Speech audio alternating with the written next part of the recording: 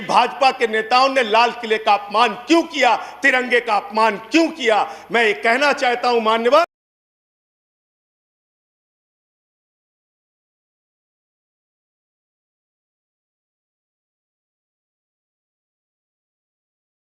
और मैं दुष्यंत कुमार की चंद पंक्तियों से अपनी बात शुरू करना चाहता हूं कि हो गई है पीर पर्वत सी पिघलनी चाहिए, हो गई है पीर पर्वत सी पिघलनी चाहिए, इस हिमालय से कोई गंगा निकलनी चाहिए, और सिर्फ हंगामा खड़ा करना मेरा मकसद नहीं, मेरी कोशिश है कि ये सूरत बदलनी चाहिए।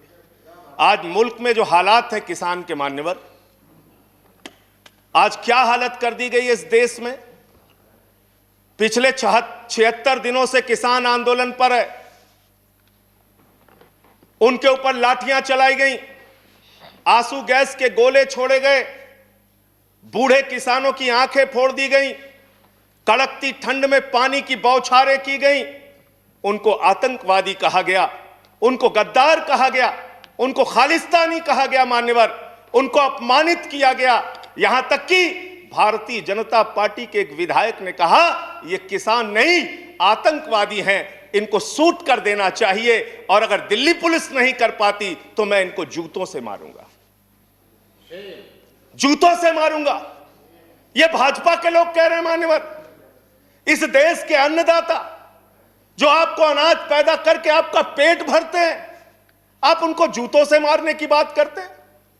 11 दौर की आप वार्ता कर चुके, सारी की सारी वार्ता फेल। आप कहते हैं मैं एक फोन कॉल की दूरी पर हूं। मैं पूछना चाहता हूं क्या इस सरकार के पास कॉल करने के लिए 2 रुपए भी नहीं है? अरे 2 रुपए नहीं है तो हम लोगों से ले लो, लेकिन कॉल कर लो किसानों को, कॉल कर लो किसानों को। उनकी पीड़ा चरम पर पहुंच चुकी है मान्यवर। 165 किसानों ने अब तक अपनी शहादत दी है। आप जाइए गाजीपुर बॉर्डर पे, वहां पे 97 साल के इलम सिंह आपको मिलेंगे। उनके 2 बेटे फौज में हैं, रो रो के कहते हैं मुझे इस उम्र में उग्रवादी कहा जा रहा है, नक्सलवादी कहा जा रहा है। उनकी पीड़ा है मान्यवर। आप जाइए टीकरी बॉर्डर पे, आप जाइए सिंगू बॉर्डर पे, पीड़ा के साथ वो लोग कहते हैं शहीद आजम भगत सिंह के वंशजों को, शहीद लाला लाजपत राय के वंशजों को, जलियांवाला बाग कांड में शहादत देने वालों के वंशजों को आप खालिस्तानी कह रहे हैं, आतंकवादी कह रहे हैं, उनको अपमानित करने का काम कर रहे हैं। मैं आपसे पूछना चाहता हूं क्या दुश्मनी है आपकी इन अन्नदाताओं से? चलिए सब कुछ कर लिया आपने, अब तो कम से कम उनके ऊपर दया कीजिए और ये तीनों काला कानून वापस लेना ही पड़ेगा, आपको लेना चाहिए। अब आपने जुल्म की इंतहा कर दी है। आप चले जाइए गाजीपुर बॉर्डर पे मान्यवर, कटीले तार, बड़े बड़े कीले गाड़ दी गई हैं, 12-12 इंच की कीले सड़कों पे गाड़ दी गई हैं। देखकर ऐसा लगता है कि दुश्मन देश की सेना आने वाली है। ऐसी स्थितियां दो परिस्थितियों में जन्म लेती हैं मान्यवर। जब देश का शासक अपनी जनता से डरने लगता है तो ऐसी सीमाएं बेड़ियां बनवाता है, या देश की जनता को शत्रु समझने लगता है तब ऐसी बेड़ियां लगवाता है। यह हो रहा है मान्यवर। आज इनके जुर्म के कारण हिंदुस्तान के महान किसान नेता बाबा महेंद्र सिंह टिकैत के बेटे राकेश टिकैत को रोना पड़ा और यह कहना पड़ा कि भाजपा के लोग घेर कर हमें लाठियों से पीटना चाहते हैं। यह आप करा रहे हैं, यह आप करा रहे हैं। आप डेमोक्रेसी की बात यहां पर करते हैं, आप आजादी की बात यहां पर करते हैं। आपने इस देश की हालत यह बना रखी है कि राजदीप सरदेसाई जैसे वरिष्ठ पत्रकार के ऊपर आपने मुकदमे दर्ज करके पत्रकारिता को भी दबाने और उसको कुचलने का काम किया।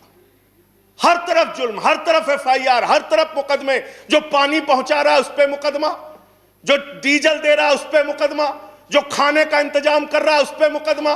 एनआईए लगा दो, सीबीआई लगा दो, पुलिस लगा दो, जांच लगा दो। अरे वो आपके देश के नागरिक हैं। आप कहते हैं किसानों को यह बिल समझ में नहीं आया। हम बड़े समझदार हैं, आइए हम आपको किसानी बिल समझ आएंगे। मान्यवर, इनकी समस्या ये नहीं कि किसानों को ये बिल समझ में नहीं आया, इनकी समस्या ये है कि किसानों को ये बिल समझ में आ गया है और अब ये तीनों काला कानून वापस चाहते हैं किसान। आप बड़े अक्लमंद समझते हैं अपने आप को। अरे किसान को इतना मूर्ख मत समझिए भाजपा के लोगों, वो बिगड़ैल बैल की नाक में नकेल डालते हैं, आपकी सरकार के नाक में भी नकेल डाल देंगे, चिंता मत कीजिए।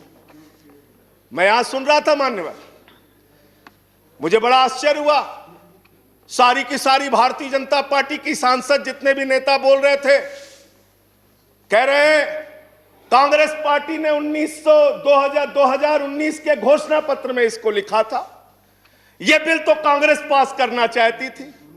जीएसटी की बात करो, यह बिल तो कांग्रेस करना चाहती थी, हम इसलिए इसको कर रहे हैं। लेकिन वो सांसद ये बताना भूल गए कि जब यह बिल कांग्रेस लेकर आई थी तो उस समय स्वर्गीय अरुण जेटली जी ने और स्वर्गीय सुषमा स्वराज जी ने उस समय बिल का विरोध किया था। और कांग्रेस ने अगर 19 के घोषणा पत्र में इस बिल को शामिल किया था तो उनको तो 55 पे पहुंचा दिया, आपने तो लागू कर दिया, आपको 5 पे पहुंचा देगी, इस देश की जनता 5 पे पहुंचा देगी। इसलिए अगर आप कांग्रेस के सपनों को पूरा करने के लिए आए हैं तो जनता को भ्रमित मत कीजिए, अपनी पार्टी का नाम बदलकर भारतीय जनता पार्टी से कांग्रेस पार्टी कर लीजिए, कांग्रेस ए हो जाए, कांग्रेस बी हो जाए, जनता प्रचार करे। आप लोग समझें आप क्या कहना चाहते हैं, जनता तय कर लेगी।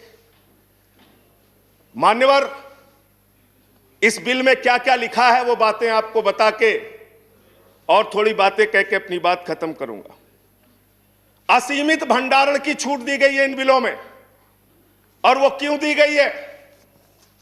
2 साल से अडानी का 100 एकड़ जमीन का लैंड यूज चेंज करने की एप्लीकेशन हरियाणा सरकार के पास पेंडिंग थी, लेकिन 7 मई को जब पूरे देश में लॉकडाउन लगा था, उस समय उस लैंड यूज को चेंज करके 100 एकड़ जमीन पर अडानी को भंडारण कोल्ड स्टोरेज बनाने की छूट दी गई और 5 जून को